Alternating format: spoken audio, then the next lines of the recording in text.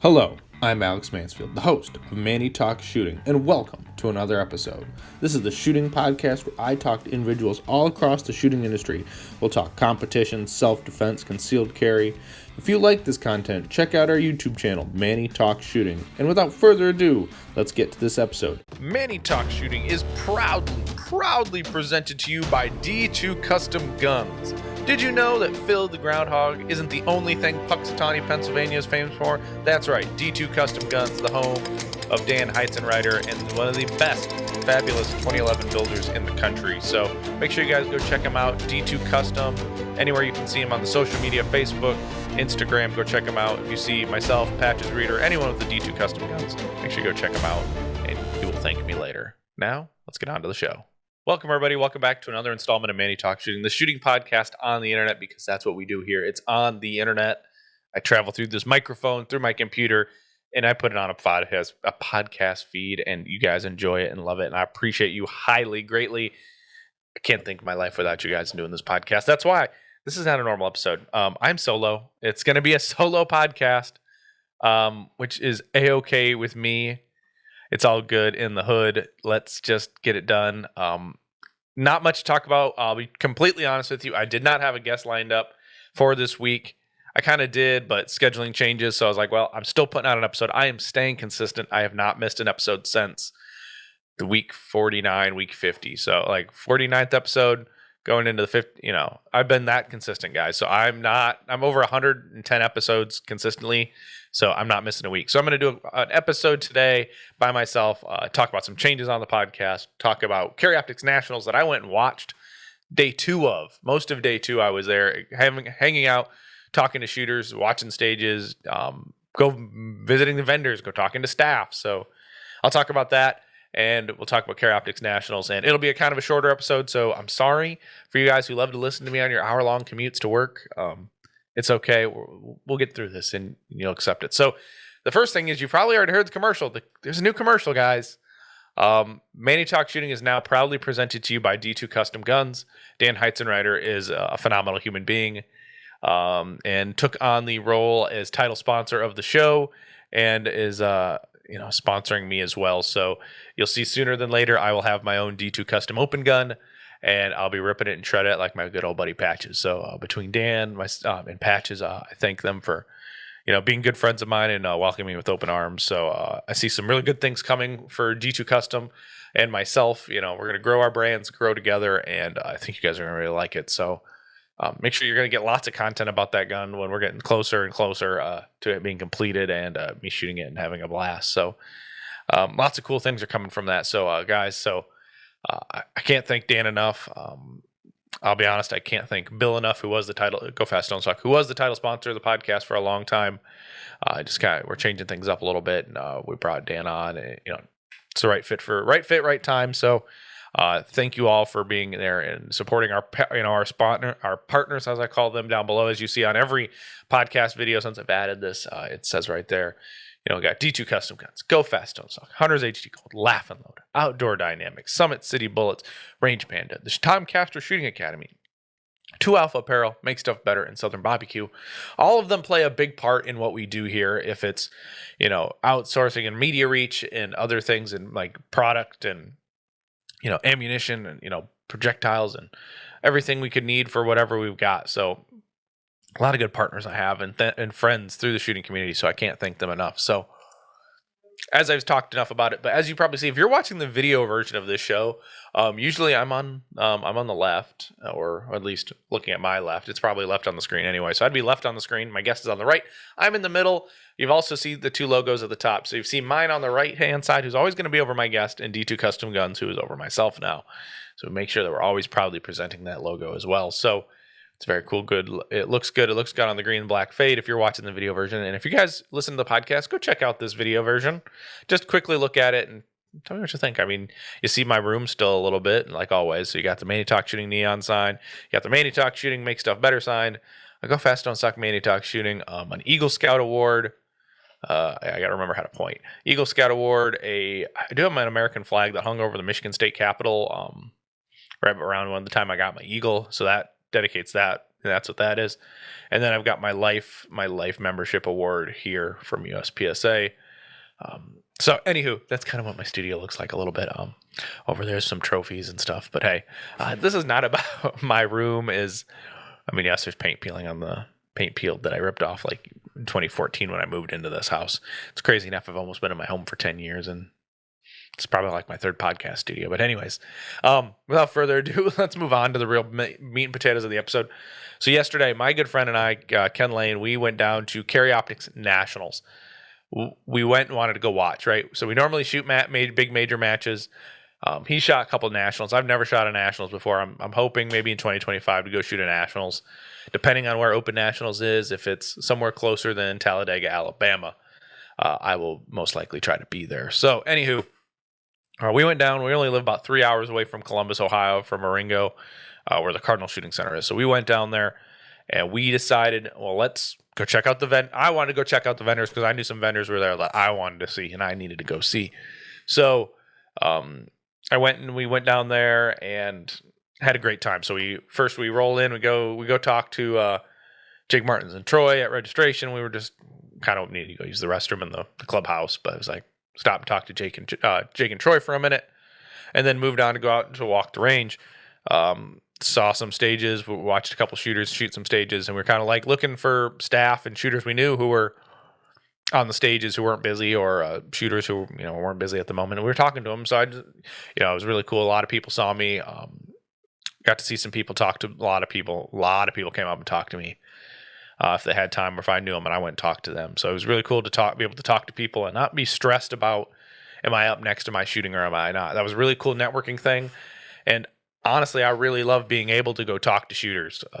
That's one thing. When you work matches or you're shooting, you can't always talk to everybody. And if you're not on that squad, it's really hard to go talk to your buddy on the next squad because you're always having to pace reset or you're always doing something. So you got to be in the mode, in the groove. But it's really nice when you're just able to watch and talk and socialize. It's really a nice atmosphere that you can just do what you need to get done and move on. So yeah, without having any stress. So that was cool. I saw a lot of my friends from the Chicago Gunslingers, Nicole, Dave, John, Lewis, Uncle Joe Sanchez. He'll always Uncle Joe Sanchez. I'm probably missing somebody else who was there, but from the Gunslingers, but I can't remember now. My brain's bad as it is.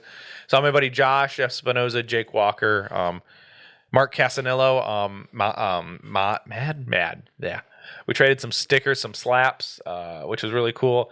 I really should have given him instead of just the Outdoor Dynamics puppy one, should have given him a practice more one, but that's too hooting and funny. But I'll have to remember next time. They were in my bag. I had some samples. Nobody wanted any samples though, but that backpack got real heavy real quick. So we were talking to some shooters. We talked to a lot of my good buddies, Andrew Guarzer, Ryan Walden, Justin Messinger. I went and talked to a lot of different people. Rob Hewins, he's such a nice young man. And which is funny because he's like, you have no idea who I am. I'm good with, faces, and voices for the most part. Like even if I've had you on my podcast, it's weird because there's no height proportion, guys. Like I don't know how tall some people are, how big they are, because I'm talking to them on a computer screen. So I didn't even recognize Rob. I met Rob Epifania. So my buddy Andrew Hyder, we saw a lot of good people. And it was great. I just watched some shooting. It was fun. Talked to a lot of staff that I knew. They're like, why are you here? You're not even shooting. But yeah, it's okay. We were just there hanging out. But I did go to the vendor area. This was a big thing I wanted to talk about. The vendor area had precision dealt. I can't. They're a custom 2011, 22 company. Make ready tables.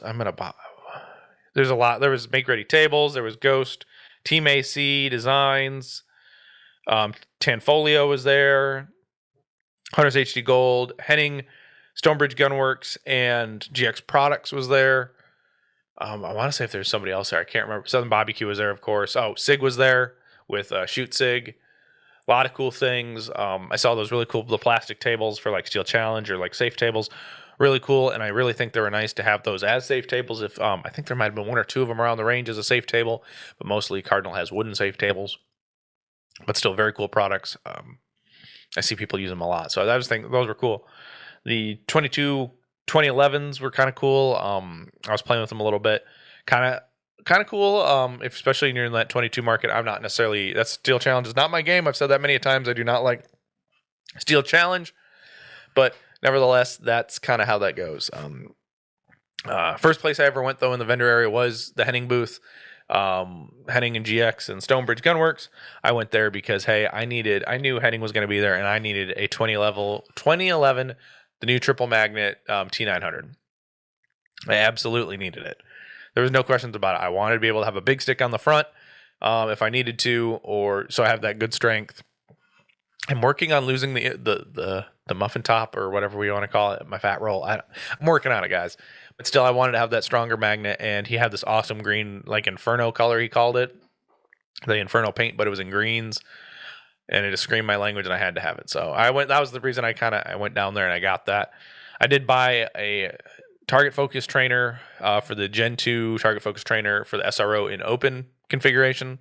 The new D2 custom gun is going to have an SRO on it, so I blame patches because it was a nice setup. I didn't think I was gonna really I didn't think I was gonna really miss the SRO after I went to the Seymour, but that gun kind of proved that yes, I do want the SRO on my next open gun. So I got myself a target focus trainer and a battery tool from Vincent Hall, Stonebridge Gunworks, because he was there, and I'm like, might as well. Fortunately, I didn't need to buy another holster from Leif, so I didn't buy a holster from Leif, but I did hang out and talk to him for a little bit. Saw Brian Conley, dropped off some glasses as well. So I've got some more Hunters HD Rubies coming because when you have prescription eye glasses, you need to definitely get that taken care of. And it's annoying because you always have to get new lenses and frames. And it's annoying because it's a never ending process, it seems like. So that's kind of what we're working with there. So I visited the vendor area. It was really cool. I walked stages a little bit, watched them, as I said, talking to shooters. Something I noticed about this Nationals, and this was just me observing. I did not shoot the match. I did not, so I don't have that feel right from the outside look. Like at least in Zone 1, there was a lot, and even in Zone 2, there was a lot of insy outsies, I'd call them. Like so, you had to go into a deep pocket and then work your way back out, and then run into another deep pocket. Like it's not stage 4, but the last stage in Zone 2A, I think it was probably like stage 9. Where you kind of started in the middle, and then you had to go to the left and shoot through a port. Then you came up to the front and shot a piece of paper, 3 steel, and a swinger, and then you had to zig all the way back around to then shoot to this other side of the stage. That seemed like a lot of the flow, at least in Zone 1 and beginning of Zone 2. And because Zone 2A, 2B, and 3 I didn't really look at a lot because we were kind of watching the shooters and talking with them. But it was but at least that was the external feel that I got looking at the match.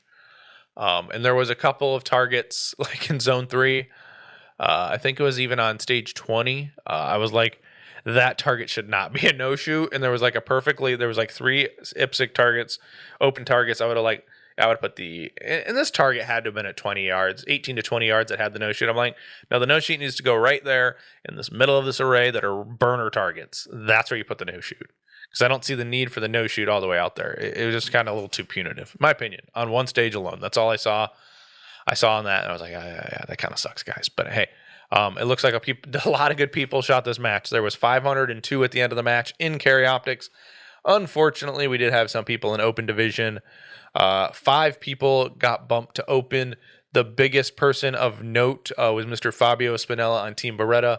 I did check everybody bumped to open because their mag didn't fit the gauge.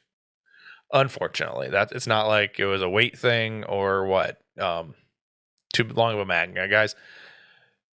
These guys learned that hey, you guys check your gear before you leave. Right? Check your gear before you leave. Every club. Every match director worth their salt will have a mag gauge for you to check. You should have check your stuff. Henning even had a mag gauge checker at the booth that you could have checked your mag with. Brian Conley has one at his booth. So there's no reason to not check your mags before you go to Chrono. Courtesy Chrono, guys. There's a such thing as a courtesy Chrono. So I've gone to Chronograph. Not that I've ever been worried about getting my ammo Chrono because I'm shooting major. I know I'm going to pass over 165, no problem, out of my guns. So how do I put this guy? It's simple enough as this. Go ask them, hey, can you please check my ammo? Can you check my magazine as a courtesy before I start shooting this match? And they absolutely do it. And then You've got enough time between then and that. Say you failed gauge, you've got between that time and the time you actually get to chrono before you start shooting the match to figure out your magazine problems. If it's too long, you have until then because it's courtesy. So that's all I'm going to say on that. So at the end of the day, in carry optics, there was 502 shooters who shot carry optics, and I'm scrolling. Oop, don't scroll too far. This mouse is really good, and it'll over scroll, guys. It's a Logitech. It's a really nice. Oh my lord, did I go over? How far did I? There we go. All right. 1, 2, 3, 4, 5, 6, 7. Yesterday there was only like 3, but now there's 7 DQs after the whole state match. So unfortunately, yep, these guys all got DQ'd, but 502 people finished the match in carry optics. When I looked at it, there was, I want to say, what do I want to say? There was like 17 or 18 people who were deleted who didn't even show up to the match, which is unfortunate because that could have been 17 more people in the match who actually showed up and shot. So, but unfortunately, that's what we got.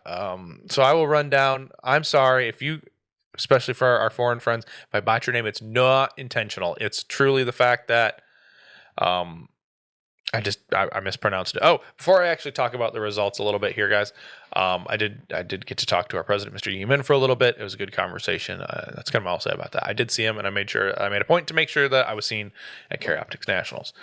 It was funny enough. I left, and by the time I left, Mr. David Riddle of the Casual Shooter podcast actually showed up. So I was like, oh, that would have been nice to know, because then I would have found a way to stay down there all day, like the rest of the weekend, and been like, we'll be here for the rest of Nationals. So, anywho, the match was won by the GOAT himself, Mr. Eric Graffel, winning the match, shooting 92.64% of points, it looks like, which is pretty impressive,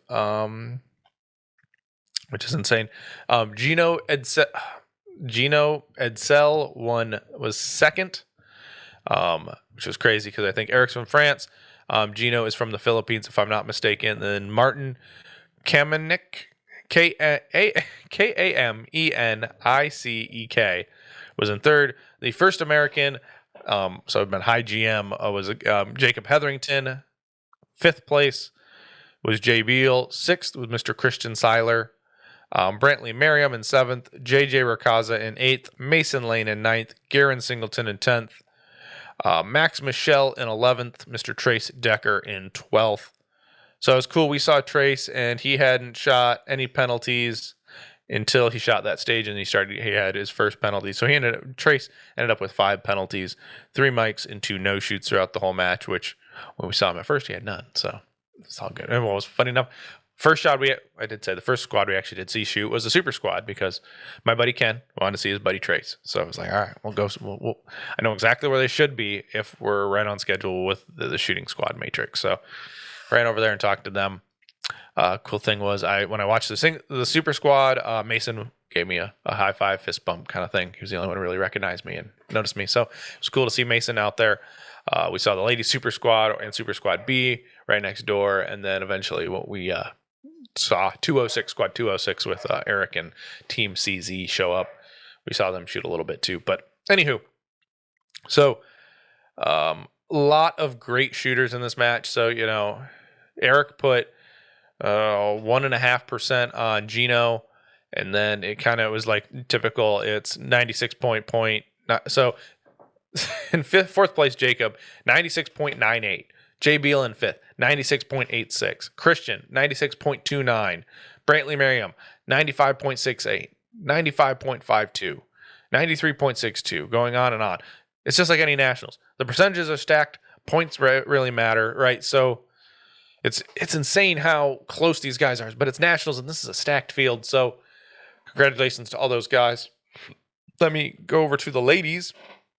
Miss Justine Williams shot 84% of Eric Graffel, almost 85%, Fantastic. Guess what? She almost shot her classification, which is a master class division. She's master class in carry optics. She shot 84.64. That's fucking damn close to being a master class classification against the GOAT, the best ever is, Eric Graffel. So Justine won the lady. She handedly won the ladies by almost 10%, followed by Ashley Robertson of Team Glock, followed by then in third, Morgan Leonhardt at 71.91% in third, then Jaleese Williams in fourth, and Sheila Bray in fifth. Kaylee Lane in sixth, Marcy Finn in seventh, Janelle Schroeder, go Janelle, and 1, 2, 3, 4, 5, 6, 7, eighth. Nicole Kolba in ninth, and Kelsey Lund in 10th. And there we have it. Honorable mentions to Christina Baker in 12th lady, high lady C class. Actually, let's go. We will do that now. We will go to the classes. Jaleese, that's in lady. So that's why that looks funny, guys. Luke Faust was high A class carry optics. James Ramos in second. Grant Schwarbeck in third. B class won by Wayne Bird. Nick Evans in second. Eric Wong in third. Ken Wong in fourth. And Nick Espinoza in fifth. Ahmet Das, honorable mention, in sixth. Justin Messinger in seventh. People I know, so awesome guys. Let's scroll back. We'll go to C class. High C class was Shafi Han. Let's see. So 1, 2, 3, 4, 5, 6, 7, 8. And Christina was eighth in carry optics C class, high lady in C class. So congratulations on that one. D class, there's only 3. Are you kidding me? There's only 3 D class carry optic shooters, and Connor Kiln was first. So high GM was Jacob, followed by Jay, followed by Christian. So that, essentially everyone from fourth place all the way through, let's see, so 20th was won by a master, it looks like, but 4th through 19th were all GMs. Is anyone actually in class? Well, obviously. So Eric was first unclassified, and then Gino was second, and then Andrew Hyder was third unclassified in carry optics. So a lot of guys who I see like open shooters, like really, my buddy Ramin, or Ramen Salami as I call him, because if you look at his name, it looks like it. He is unclassified in carry optics. What the heck are you doing, Ramin? And then like I see Mike Weaver is not classified. He typically shoots open as well. So there we have it, guys. That's kind of the breakdown of the match. I'm waiting, excited to hear more from other people who shot the match actually. So get their take and feedback on it. So as this is being recorded on 6:30, so this is going to get edited here shortly and then put up on the feed for you all to enjoy. So we'll talk about that. I guess, do I have anything else I think of? Carry Optics Nationals is a good experience for me. I'm hoping to go to more nationals and kind of enjoy that if I'm not shooting them, because I really only want to shoot my open division. I don't really care to shoot carry optics. People ask, why aren't you shooting carry optics? Didn't you have carry optics guns? I'm like, I do. I don't want to shoot them, though. I want to shoot my open gun. I like my 2011 triggers. Limited optics. Speaking of that, I shot a limited optics match. I shot a classifier match in limited optics today with a borrowed gun. Make sure when you borrow a gun, like if you've got an extended mag release, double check that at the safe table before your first stage. First stage was bad because the mags didn't go into the gun, or they didn't stay in the gun because my grip was off and it bumped the Wilson mag button on this 2011. So before the second stage, I took that crap off, and then when I gave the gun back, I made sure I put it back on. But anywho, I had a fun time shooting limited optics. Minor wasn't scared. It was still fun to shoot the minor gun in 2011. So that was a hoot. So I enjoyed that. It's still not my flavor, but it was still more fun than not shooting at all. So, and I really didn't want to bump into A class right before our state match. So that's what I was going with. So guys, that's all I kind of have for you today. I went for 23-ish minutes. Obviously I'll cut some commercials in here and whatnot, probably, like always. So, hey, I appreciate every single one of you. And like I say on every episode, get out and do the things. I will see you on the next one. And I truly, truly appreciate you listening every week. Have a good one. Get out and do the things. I'll talk to you soon.